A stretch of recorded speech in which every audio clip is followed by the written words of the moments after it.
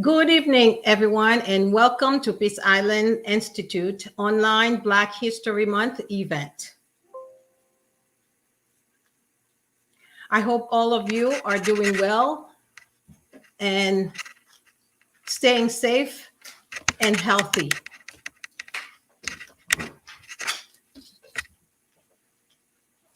My name is Esther, and I will be the program moderator for today.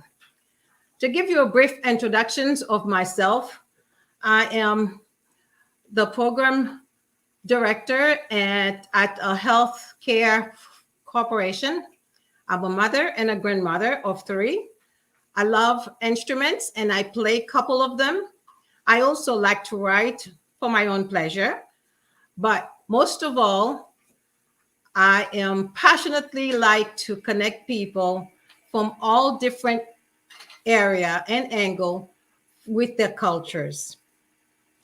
Now, I just want to thank Peace Island Institute for giving me this opportunity for being a moderator of this show.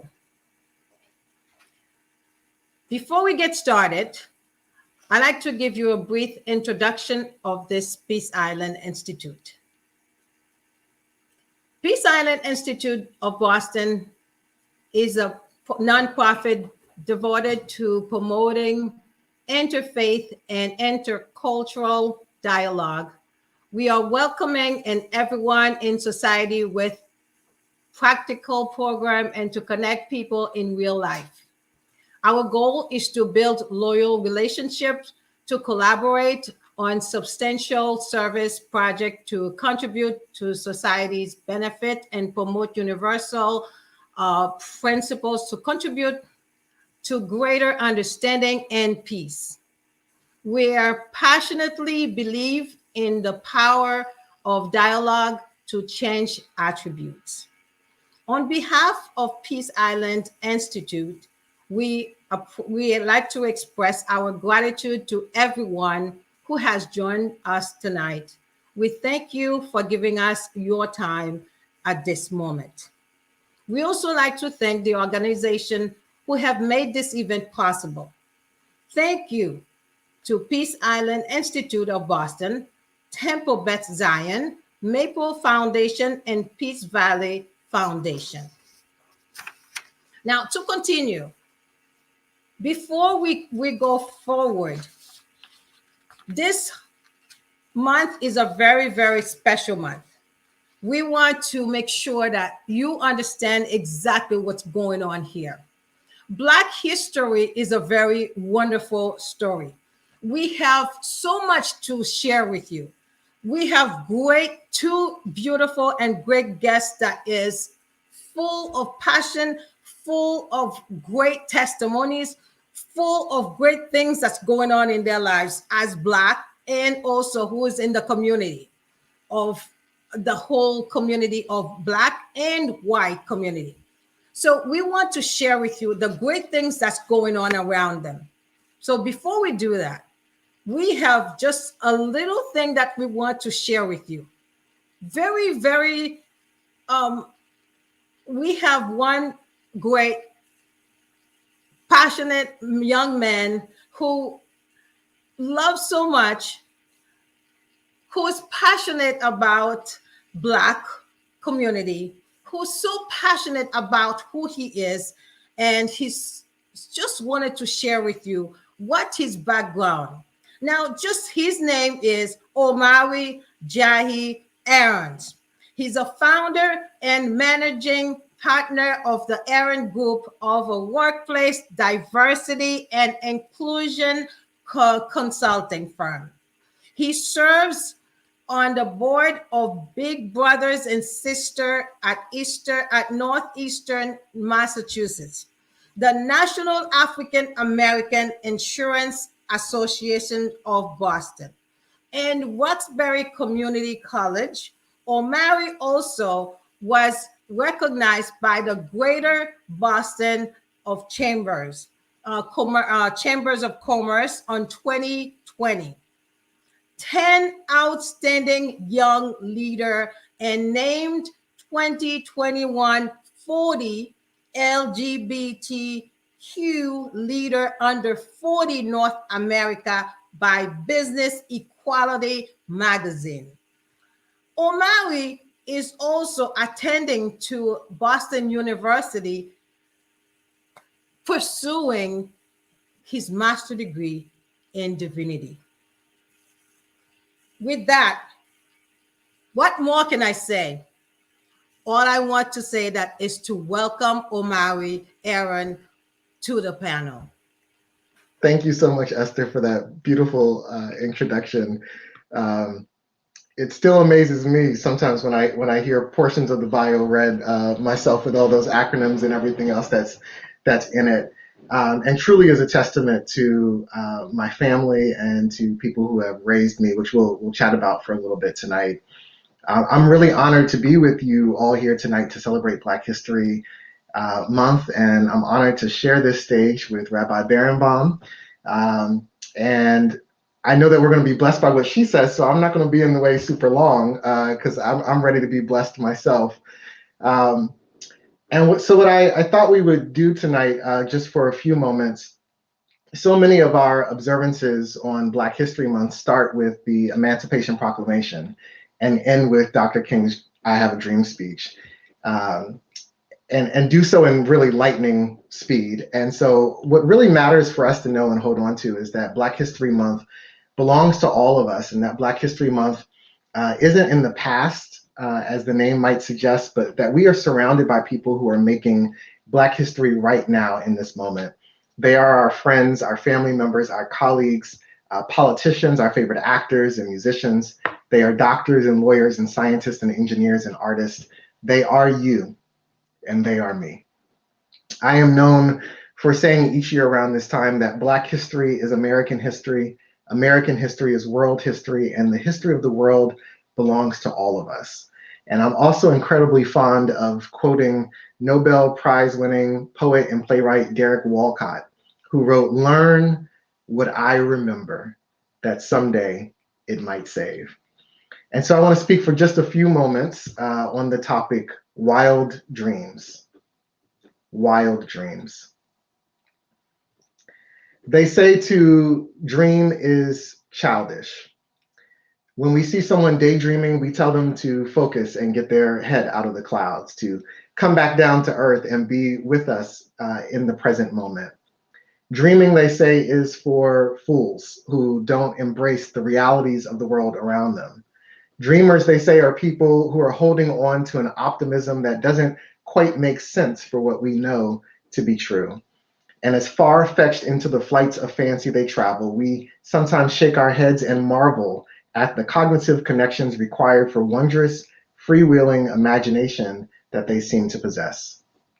As we grow older, we are conditioned to believe it is our responsibility to put away our ability to dream, to do our best to live and navigate through this world and all of its brokenness, all of the isms and ologies that categorize our existence, using the principles we were taught in Sunday school and the oft-quoted scripture from 1 Corinthians 13:11.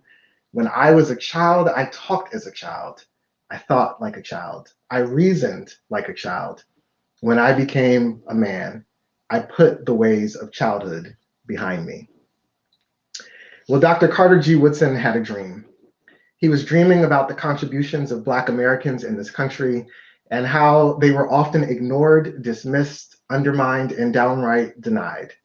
He dreamed about living in an America that embraced him, the shoulders of the giants he stood on, including his parents, who were both former slaves, whose sacrifices and hard work made it possible for him to get a good education.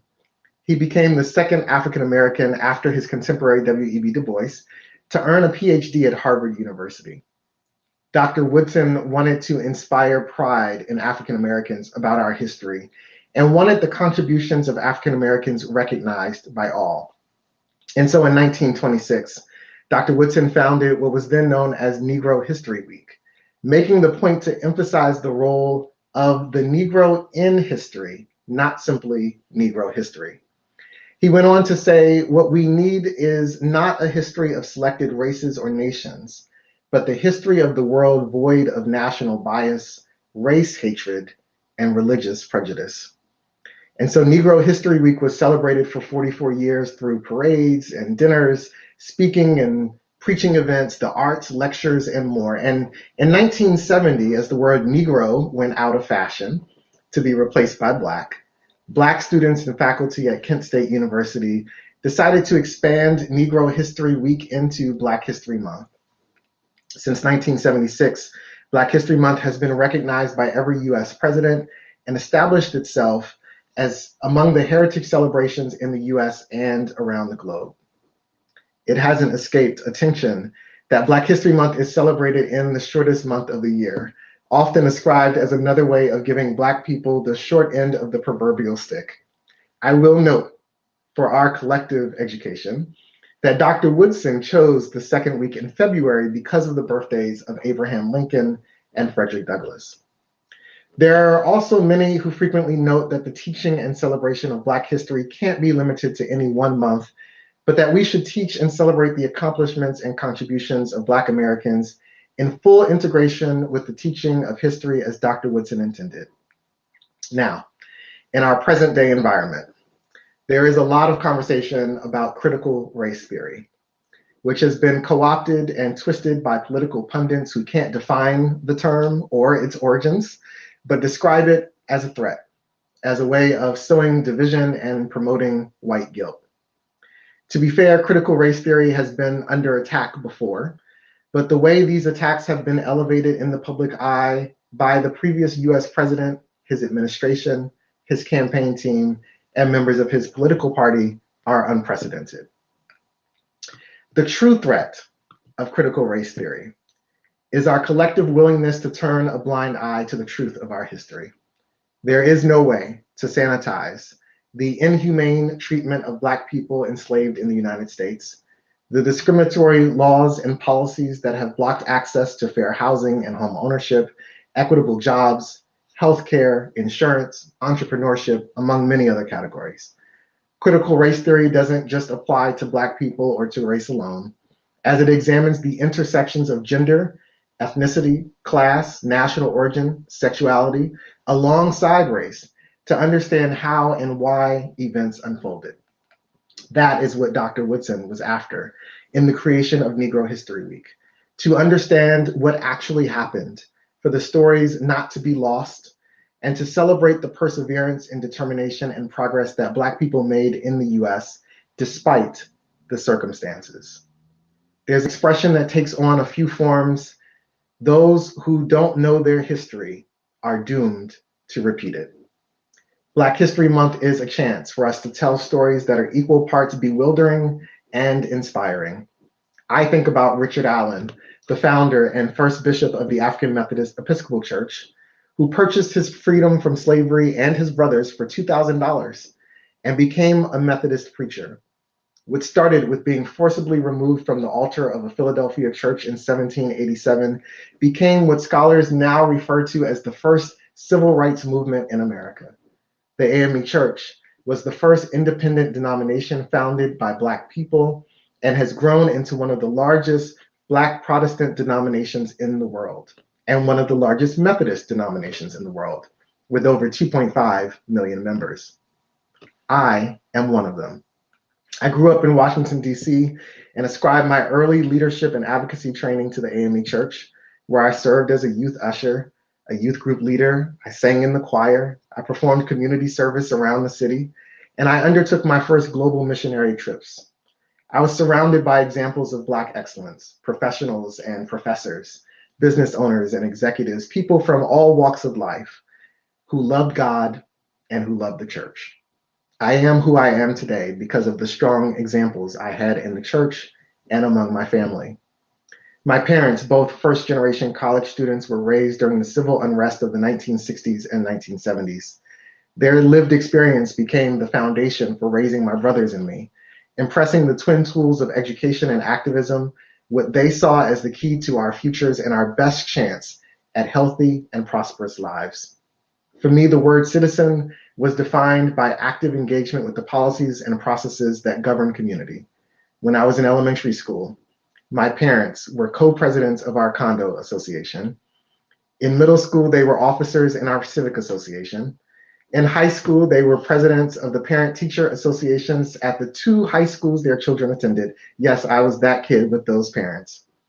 My brothers and I are rooted in a philosophy, a belief, and a practice that what our education, our talents, and our faith demand is a need to give back and to help others.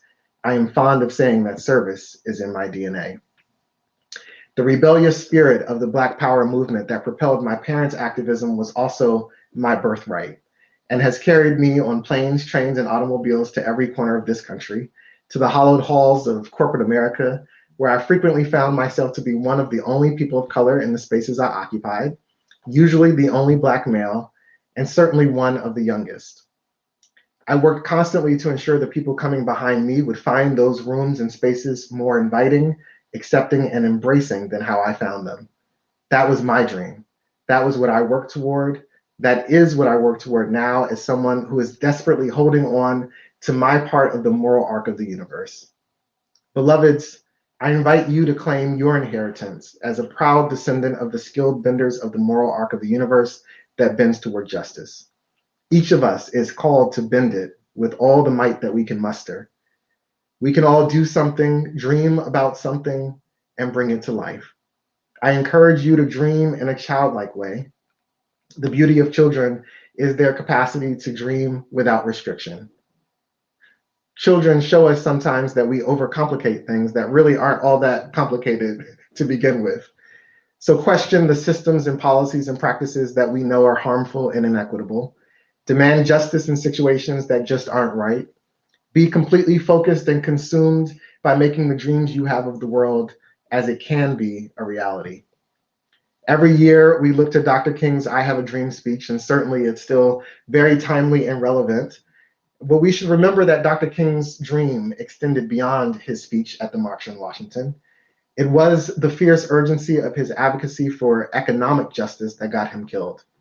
His vision, considered radical and blasphemous by some at the time, was that Black people could come together to do collective bargaining through Black-owned banks, that we would keep wealth in the Black community by shopping at Black-owned businesses, that we would mobilize to put Black officials in office who understand our experience and represent our views.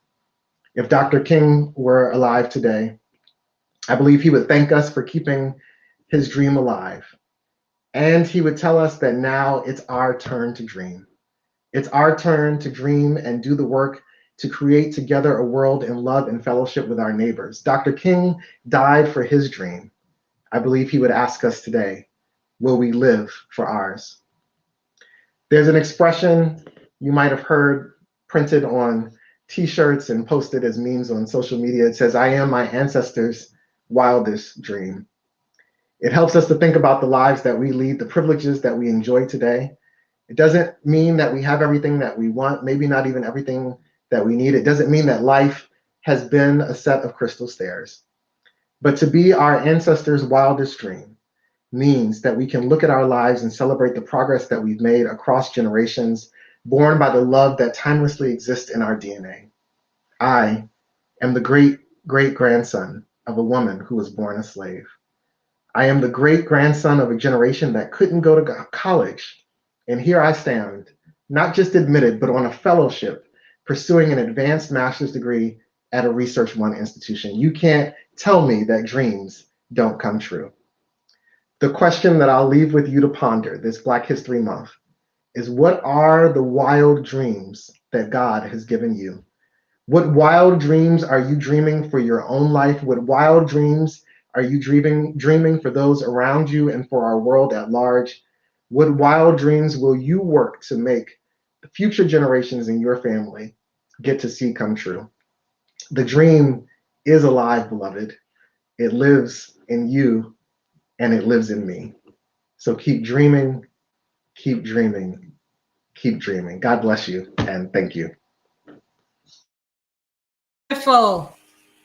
Wonderful. Thank you so much, Omari. That was wonderful. That was a great presentation. Honestly, I did not expect that you were going to give us a great lecture. This is wonderful. Thank you so much. I am so pleased with everything that you said. A lot of things that I personally didn't know. So now I'm learning from you. So thank you for this great explanation. But one question that I have for you is that you said that you are a great grandchild of the A the woman who was born a slavery slave. of Yeah. the slave family, but and you are now a new generation that has so much to do you have so much potential. So now I just want to ask you now, what is it that you are going to do with the new generation that's coming? Well, Esther, I would say, so I'm to that point. I'm 36. And so there is a new generation that's coming, and that is not just me. There's several generations that are coming after, who are bold in their activism and in their expectations of what they are looking for in their workplaces, and what they're looking for in the companies that they do business with, and what they're looking for in their faith communities, right? So certainly people like me who have earned some political capital and who have some education under their belts and who have some experience have a responsibility to use those tools that are in our toolboxes to really help make progress. And so I think about among my contemporaries, which I'm really excited to see people running for office, people who are taking on appointed positions on boards and commissions, people who are starting their own organizations, who are really stepping up and challenging notions that are sometimes patriarchal, sexist, homophobic, xenophobic that exist in our society and even inside our churches. And so I see myself as one of those people who has a responsibility and a calling to do that in the spaces where I am, in the people that I work with through the Aaron's group, as you mentioned, and really in all the spaces that I occupy. That is what I see myself doing and continuing to do, and hopefully continuing to enable and make it easier for the generations who are coming after me as well to be able to do the same. Mm-hmm. Well, thank you for answering. Also, I noticed that you have a corporation, and would you hire a young person in your corporation? I absolutely would hire a young person in my corporation. Yes, yeah. I just did a talk not too long ago for the Greater Boston Chamber of Commerce, Boston's Future Leaders Program. And one of the things that I talked about there is kind of throwing away this notion that leadership is something that is qualified purely by age or by level of experience. Mm-hmm. When we do that, we tend to dismiss our ability to make change right now and to lead right now in the moment.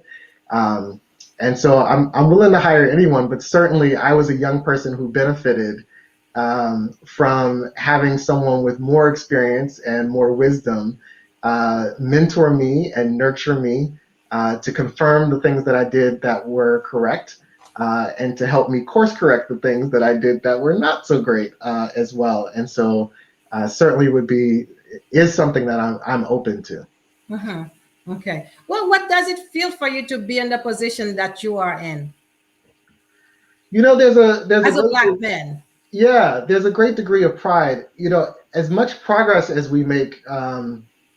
My great grandmother, my great grandmother, Mimi, always said to my mother that each generation's responsibility is to do better and go farther than the previous generation.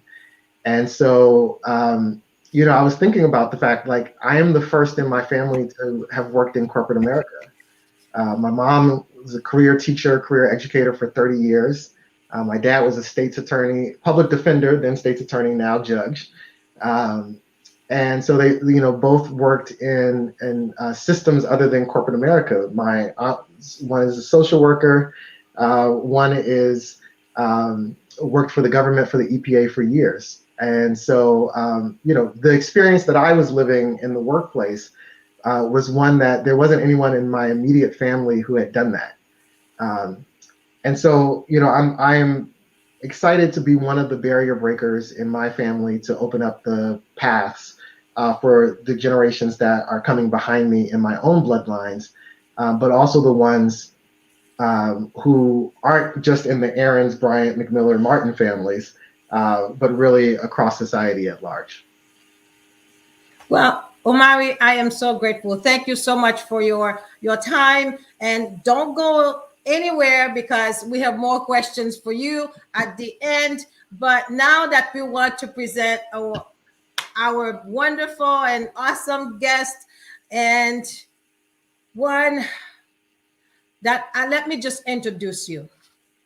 Rabbi Tiffarett Berenbaum, born and raised in Brookline. Residence was introduced to Judaism as a younger age, and someone was introduced her to Judaism at the grocery store. And ever since, she began to learn so much about Judaism, and she loves it. She embraced it and happened to go to school and becoming one of the best in her class, graduated and becoming a rabbi. Now, Rav, I called her Rav, Tiffarett, served congregation in Milwaukee, and she was and she spent her time in the Holy Land in Israel for 1 year. She spent her time in New Jersey at different synagogues. She also right now currently at TBZ, which is yes. And so we are now we'll introduce her as Rabbi Tiffarett Berenbaum will be coming to us and explain to us the reason that she is here tonight. Welcome, Rabbi Tiffarett. Thank you so much. Thank you so much. I am so honored to be here with you and on this panel, and Omari, learning from you and hearing everything you said. I'm like, yes, yes, yes. So, yes. Wow. Why am I here? What? That's a huge charge. But I think the answer is I am here because of God's grace. And that has been my answer for a very, very long time. I started on this relationship, on this journey at the supermarket, like Esther said, here in Brookline. A woman came up to me and said, "Hey, do you keep the Sabbath? Do you keep Shabbat?" She was an Orthodox Jewish woman. I didn't know what Shabbat was, but I just wanted the free candles because I really like free stuff because I was in 6th grade. So I said yes. And so she gave me these candles, and they became a treasure for me. The light on Friday nights and on Saturday. I didn't know I wasn't supposed to light them yet on Saturday, but I did. And they worked. And it reminded me constantly of God, who is around all the time and was always there for me. So when I encountered my first real life challenge, which I was in middle school, it was not that big of a deal. But to my middle school self, it was the end of my world and it was the end of my life. And it didn't matter because I took it to God. And I prayed. And I prayed and I prayed with all of my heart. And I then discovered that God works. For me, that's what I learned. God works. And so my whole life has just been this constant conversation of me and God and nurturing the God light and the God sense within me. And I think about my mother, who has seen this light in me from a very early age. I just answered the phone. She just called right before this. I had my screen off because I was talking to my mom. When I was in kindergarten, my teacher asked, because I'm here in Brookline where TBZ is, in like a predominantly white school. My teacher said, like, when are you going to tell her that she's different? Right? When are you going to start telling her? Basically, she meant like, when are you going to let her know that she's Black?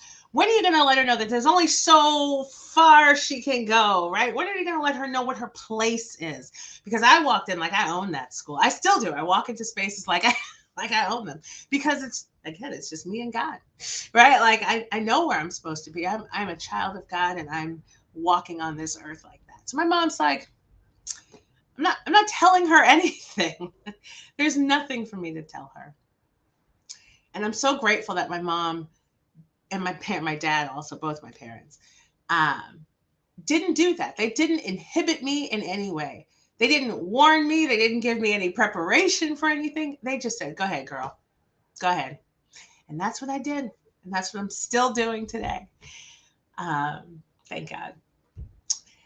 So I go on through life, just me and God, really, in these conversations. And my prayers were just like I'm talking to, my friend over here in the passenger seat. And I'm like, how come this is happening? How come that light's turning green? Da, da, da, da, da. All of that stuff. And then the God wasn't enough for me, right? I needed more. I needed community. I needed community of God. That's what I really needed. And so I tried to find church, because I grew up Southern Baptist. My parents are Southern Baptist. And so I looked for a church. And I remember, I didn't know my parents are Southern Baptist. I walked into a Baptist church. I did not know that there were white Baptist people. That was like, what? So I walked in to an American Baptist church, and the woman looked terrified. I mean, because it was like a Wednesday, right? It was the middle of the week. Nobody was supposed to be walking in. It was a clutch your pearls kind of scared moment. And she was like, can I help you? And she said that with her words, but she certainly did not mean that. What she was saying with all of her being was, you need to get out of here. And so I said, no, never mind. And I walked out. And so, I was crushed of spirit, right? Because I'm looking for community that will celebrate God with me, that will celebrate the joy that I have, that will have the same conversations that I'm having. And the door was closed in my face. So fast forward, a couple months later, I discovered Judaism. I went with my boyfriend at the time to Harvard Hillel, and the student, I think she was a rabbinical student who was leading the services, came over and said, hello, welcome. I was welcomed in. Nobody asked me any questions. And I was just able to pray and to be. And I felt really like, these are my people, right? These are the people from the candles, right? These are the people who are reading the Bible the way I want to read the Bible, from the beginning to the end, right? These are the people that keep their Sabbath on Friday night and Saturday, like I started doing when I was 11 years old, because I learned that God works, right? Wow.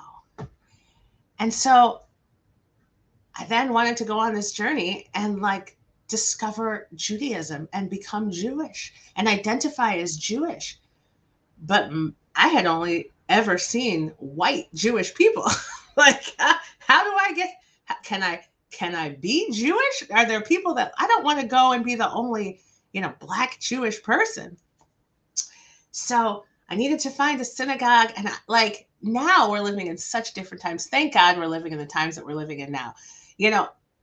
I wanted to call the shul and say, hello, do you have Black people in your synagogue? But I couldn't do that. Now you can. And the director will get on the phone and tell you about their diversity and the initiatives. And my shul, thank God, has a banner right out front that says Black Lives Matter to us. So I don't even have to call. I just drive by and I know where TBZ stands. But I went to this wonderful shul that was very welcoming, very small, a couple of other people who looked like me to say, oh, wow, all right, I guess I can do this. But it really wasn't until I went to Israel on a trip to discover, wow, it's not just me. There are Ethiopian Jews. There are Nigerian Jews, right? There are the tribe of the tribe, the people that has the most Kohanic DNA, right? Like meaning the blood that's closest to the priests of the temple with a capital T in Jerusalem from 2,000 years ago are the Lemba tribe in Africa, right? And in Nigeria. And it's like, wow, this is amazing. So perhaps this is deeply in my DNA, and it's just coming out, right? Because I trust God in all things, right? Nothing is a coincidence. I'm on this journey because this is where I'm supposed to be. So I'm following this. I'm deeply discovering my roots and unpacking this. Now I'm off to be a rabbi. What I didn't know is that there weren't any Black women rabbis. Nobody told me that. But it wouldn't have stopped me anyways, frankly. Knowing me, it would not have stopped me.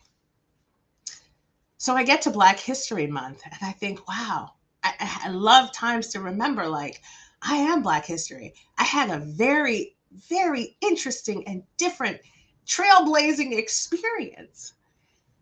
And when I was in school, I was the only person of color that I would see from like 8 a.m. to 5 p.m. until I went home to my parents. There was a wonderful Black receptionist, and then he left. And then I was the only person, not even the janitors or people of color.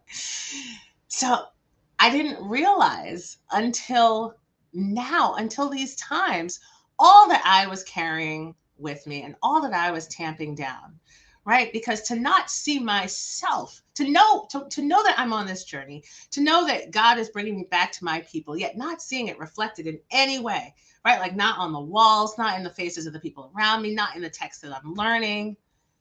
I didn't recognize what it was doing to me and how invalidating it felt at the time. So I've been since then on this journey to discover Blackness in our tradition. And let me tell you, there is a lot of it. There is so much of it. And especially now, it is all coming to the fore and everyone's looking for it and we're all standing up. And it's so beautiful and so wonderful. And, I have these opportunities now to mentor rabbinical students of color. And it's like, wow, I wish I had someone like that for me. I'm so happy that I'm here to do that for you. Go ahead, you do it. It's so great. You're teaching classes. There's a whole rabbinical school now just for Jews of color, right? So that their Torah comes out, that they can learn from people who look and think and live like them. And it's like, wow, this is so amazing. So I graduate. Actually, before I graduate, I wonder, oh my God, now I've done 5-6 years of this training and I have to go off into the white Jewish world. Who is going to hire a Black woman rabbi? There was Rabbi Alyssa Stanton. She was the first, right? And I think I graduated maybe 2 years after her, right? And she was just big news. The first woman rabbi. Everyone knew her face. She was on the cover of Jet, Ebony, every magazine, and then she had her positions. And so I was like, well, if she's got something, there must be something for me. And I don't even know why I doubt it, because like God put me on this path while it was February, Black History Month. I was still in school. I got a phone call to come to a congregation, right? We weren't even in job searches yet, right? Somebody came for me and said, we want you to lead our congregation. And so I went. You got to go where you're called to go.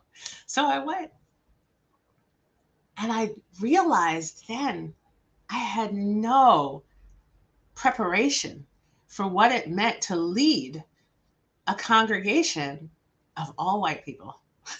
Like, how do I share my own experiences from a Jewish perspective when they're coming from my mouth? And I always felt like, and heard said, well, of course the rabbi is going to talk about those issues, right? Because I was Black. But it's not even, I can't say it's not because I'm Black, but it was deeply rooted in my Jewishness and what our tradition teaches us, that I was standing up, that I would speak out, that I would go and volunteer in the city of Milwaukee, right? At the Black food pantries, in these places, because of my Jewishness. And it wasn't heard because of my Blackness. Now, one of the things that I'm really grateful for in the tumult of the last couple of years, it's like the racial reckoning that wasn't for our country. One of my congregants sent a letter to say, because I talked every Yom Kippur, the holiest day of the year, many Shabbatot, about that racism, slavery, what we've done to the indigenous people. This is America's cardinal sin, right? And we cannot go forward from here until we do teshuvah. And teshuvah in our tradition is return. There's steps. First, you have to acknowledge it, right? I have done something. There is some wrong to be righted. Take the steps to do it. And then when we're in the position to do it again, to not do it again, to learn and do better. And that's what America has to do. And I talked about it all the time. And people said, we don't want to hear about that stuff, Rabbi. We come here to pray. We come here to learn other stuff and do other things. It's like, but if that's not what are we doing if we're not addressing the realities of the world, right? But it couldn't be heard because it was coming from my Blackness. But it's the core, from my perspective, of all Jewishness. But a congregant sent me a note recently and said, wow, you were trying to tell us and we couldn't hear. And so here we are. And then I left that congregation, not because I loved, not for any reason other than life took me in a different direction. And I went to another congregation that was conservative in every way. And unlike the other congregation where I was able to talk and preach and it just wasn't heard, but nobody said, don't talk about it. They, in fact, said, please talk about it. I couldn't bring my Torah to the place where I was before. I couldn't be a Black person in a safe way. I worried every day for my family, for my child who is biracial. I worried for the synagogue, the constant Jewish word. I'm here in the synagogue now. It's always in the back of my head, like, you never know. So I had twice the concern being a Black rabbi in a conservative area in New Jersey. And I said, if I can't be myself, if I can't teach what I need to teach, right? What is my Torah to offer the world? I mean, I could stand and say, the regular stuff, right? The non-controversial stuff. But we're here to either be prophets or clerks, right? Clerks are the people who are like just doing what needs to get done, doing the job, checking out, and the prophets are the people who are going to, what do we say? Afflict the comfortable and comfort the afflicted. And that's the kind of rabbi I wanted to be, and I couldn't be. So I had to leave. And it was in those moments when I said, dear God, I need to go to somewhere where I can be me, where I can raise a Black child, where I can be in a mixed race relationship and not worry. I mean, I still worry, but, not worry like, there's a person across the street I need to worry about worry. And as soon as I said that, this job opened up, because as soon as I, put it out in the universe, God is working on it, right? Like, and so here I am, and it's an honor to be here, because this is the shul, this is the building that I started coming to when I discovered Judaism. It's like coming home. God was like, just come home. Just come home. When I walked into this building, unlike a number of synagogues that I've gone to, where I've been greeted and asked what brought me in, like I was somehow different from everyone else, right? Like what brought me in? Shabbat brought me in, just like it brought everybody else in the door today. Nobody asked me that when I walked into this building. They said hello just like everyone else. Let me be myself. I looked up, there was a black man on the drums. I was like, oh, I'm home. This is my synagogue now. Took my shoes off. Someone gave me a tambourine. I was like, yes, this is where I belong. So I'm so honored and so blessed to have this opportunity to be able to live as a Black woman and to have Black students that get to see Black rabbis. I'm so thrilled to have my daughter in a place where she is going to school with other Black Jews. Like, wow. Right? And I think back often, every, I don't want to say every day because then I'd be lying. Like, let's say every week. I remember back to those moments.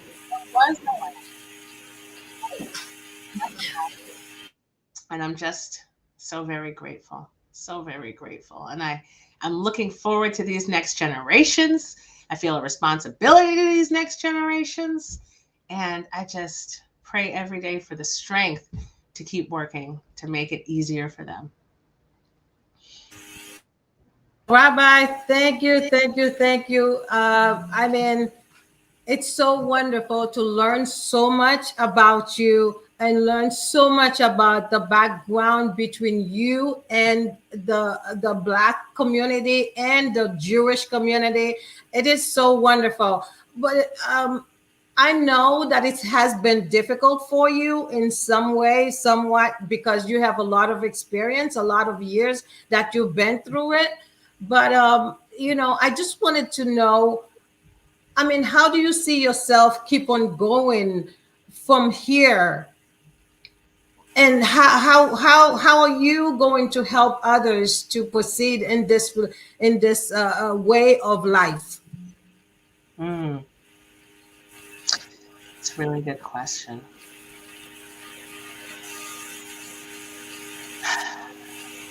I think the thing that I try to do most is support other Jews of color to amplify their voices. I'm running a retreat currently. I'm planning for this retreat, which is coming up next month. And my first thought is, whose voice can I lift up? Right? Because I notice in my own experience, when I get called on to do things, it's in the Jewish community. It's usually something related to Blackness or racism, right? And I'm like, wow, I just became the Black Lives Matter rabbi.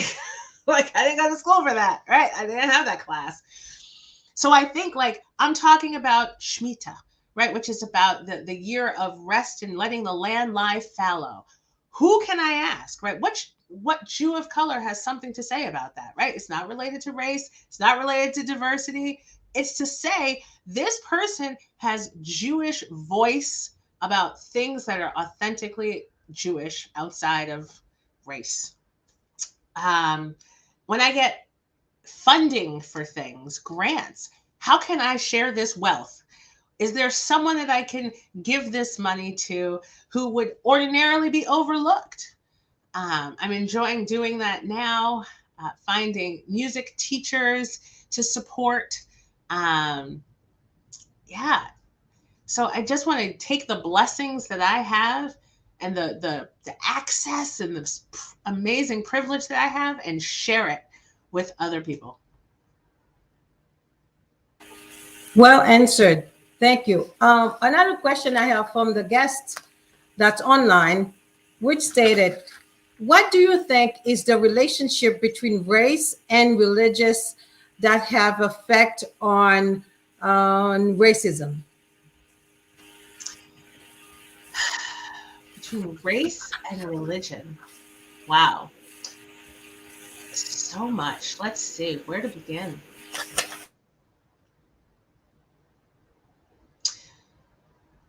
Race in America is very interesting. Race is interesting in America because there's the default of whiteness, and that default tends to run invisibly. So people, when they think of race, they think of, Black people have race.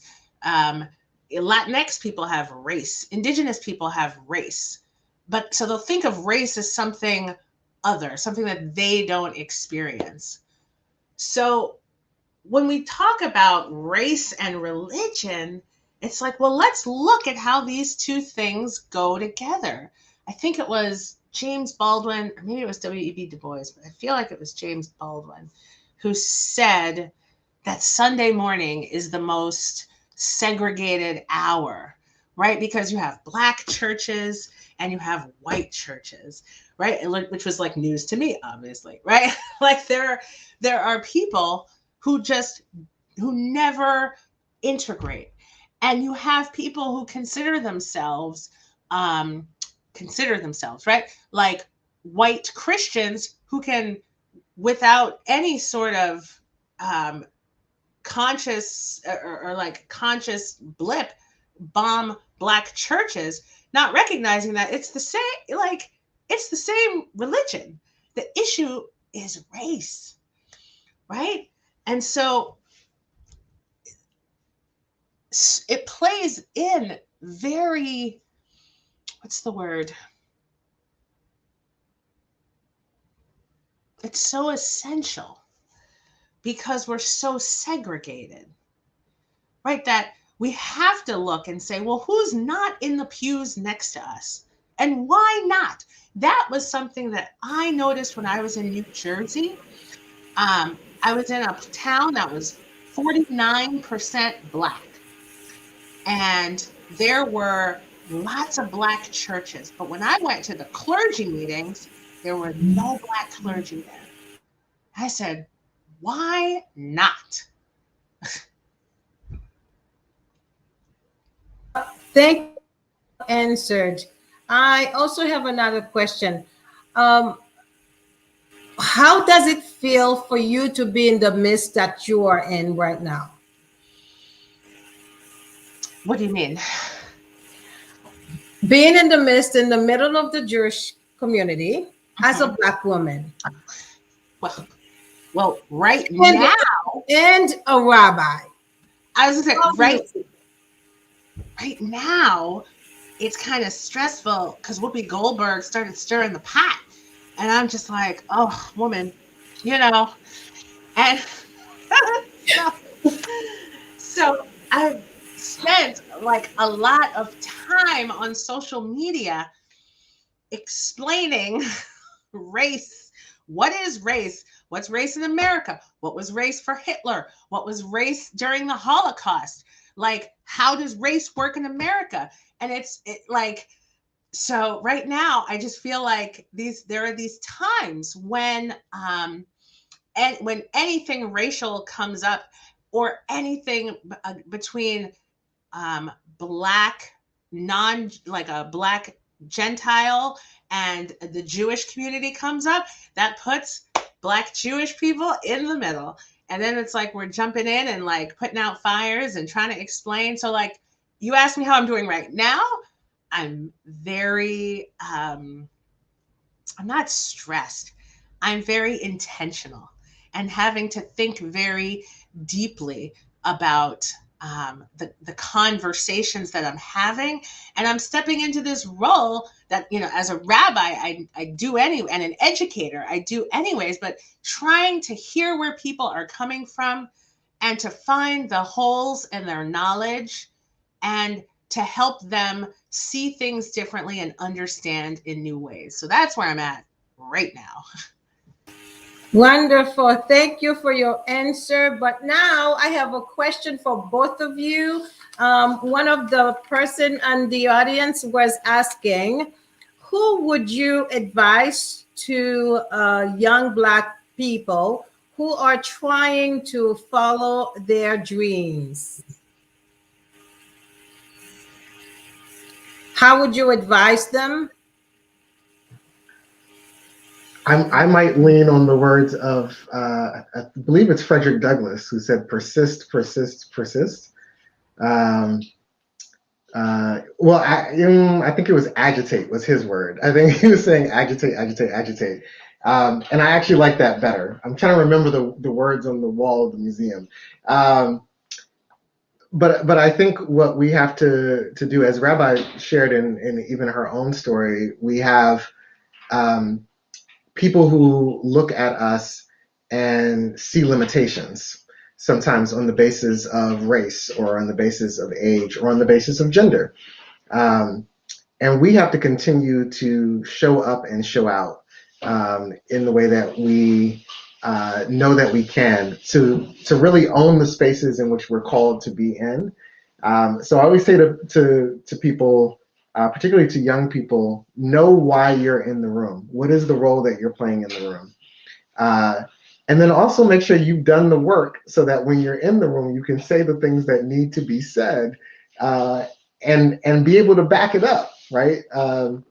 We have this call out culture that we're in now, and so it becomes popular for people to just slam someone on Facebook or in a tweet or in their Instagram or in a TikTok video or whatever, and not really have the knowledge or the history, haven't done the research on the things that they need to for what it is that they're speaking about. So I always encourage young people, own the space in which you are in, know why you're in the room, and then make sure you've done the work. And while you're in that room, as Frederick Douglass said, agitate, agitate, agitate. Wonderful. Thank you, Rabbi. I'm trying to think about how to say this because I know not everybody is a spiritual person, but I think we all have faith, right? We have faith in something, right? It's just a matter. We have faith in technology. I have faith in electricity, right? Like, so we all have faith in something. And so, my advice is to cultivate that faith in something greater than yourself, something that's going to help ground you, because the road it's long and the road is hard, and I think, like Amari was saying, finding a way to tap into that inner strength of constantly remembering and reminding why you're in the position that you're in the position for, and checking in to see, how can I serve? How am I supposed to serve? How am I supposed to serve the greater good, the greater God, depending on, what your own theology is, right? And moving ourselves out of the way, because oftentimes we get caught up in our ego. We're like, oh, I'm in the room, like I have arrived. It's like, but no, we're here for a reason. And like, what is that reason? Sitting with that, getting still with that, and holding that in your heart all the time. Perfect. Well answered. 2 more questions and I'm going to let you guys go. I know you guys been here. You've been patient. You've been doing well. And I thank you for that. But this question also goes for both of you. What does Black history means to you and the tradition of it? And do you have a tradition for yourself?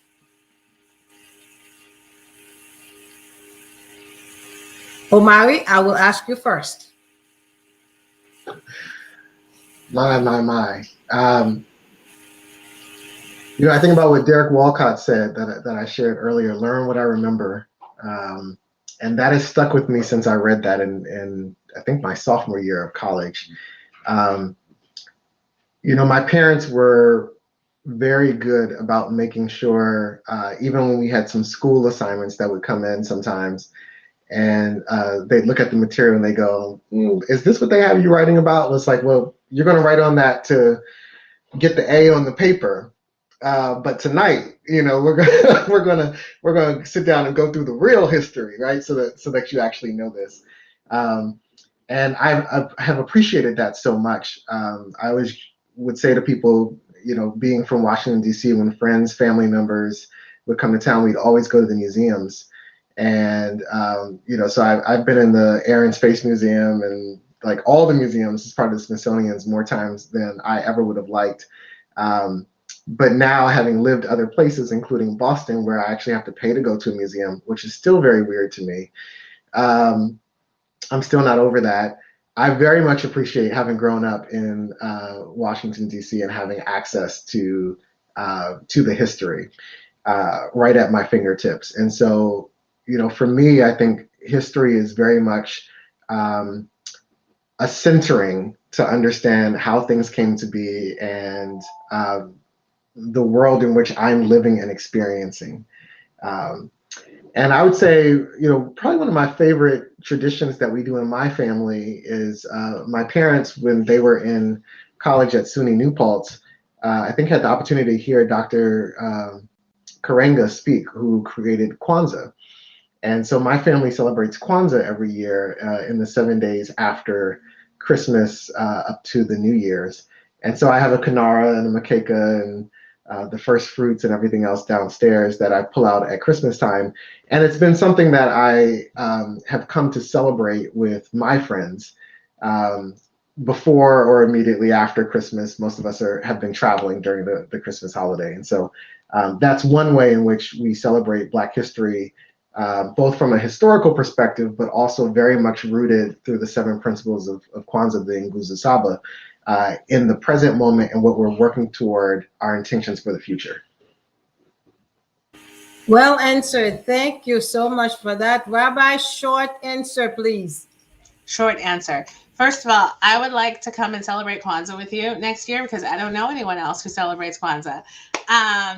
But Kwanzaa became very important in my life when I then had a child who I was then responsible for giving over this Black history to.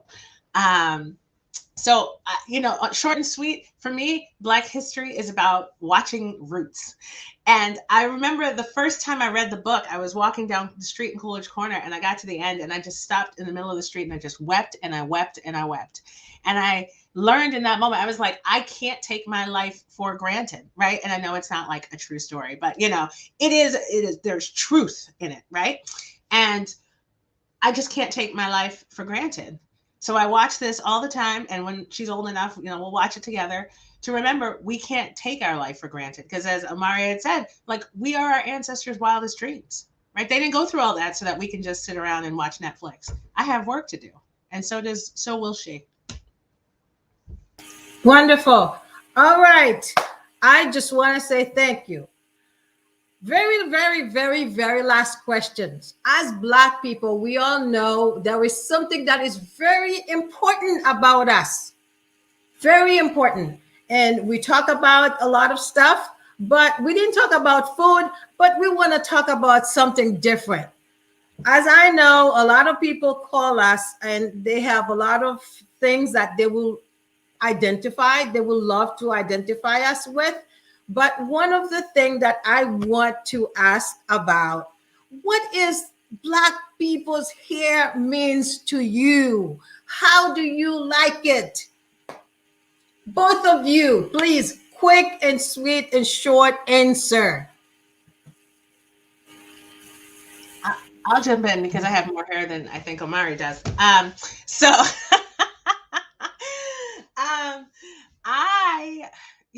I actually like this idea of the beautiful head wraps, right? And like that is something that both the African tradition and the Jewish tradition have in common. So I grabbed onto that, and I hold that as so very much mine. And usually during Black History Month, I have like kente cloth wraps that I will wrap on and tie, but I was coming from my mom's house and not my house today, unfortunately. And for my daughter, really quickly, because she's, biracial, her hair is very different from mine. So I'm always trying to find ways that I can still give her a Black hair experience. Like I braid it up and I put beads on and she's running around with beads just like I did. So like that makes me feel like I'm making that connection. Quickly, I'd say it means much more to me now that I'm like, I have this spot over here that's not growing hair as much as I'd like. So my barber and I just did a reset. That's why it's all gone today.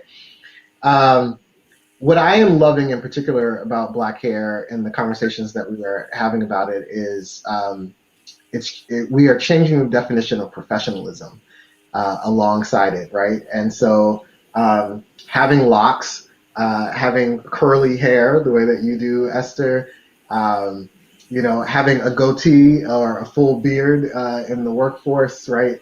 Were things before that I think we questioned and were often stigmatized about who we were contributed to these narratives of being the angry Black man or the angry Black woman, being too Black in these different places and spaces, right?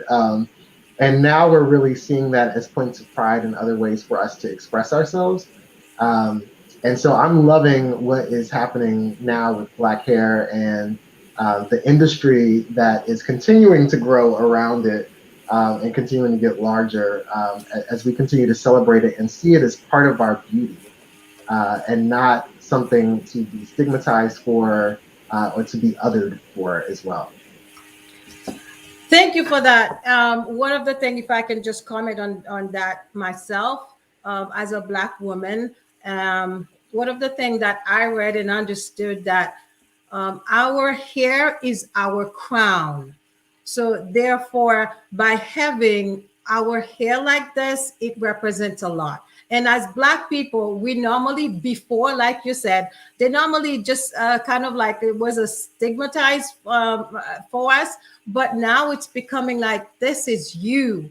And just recently, I was talking to one person, a white person, and then I asked her a question, and she said, you know, when I see a Black woman, I see style.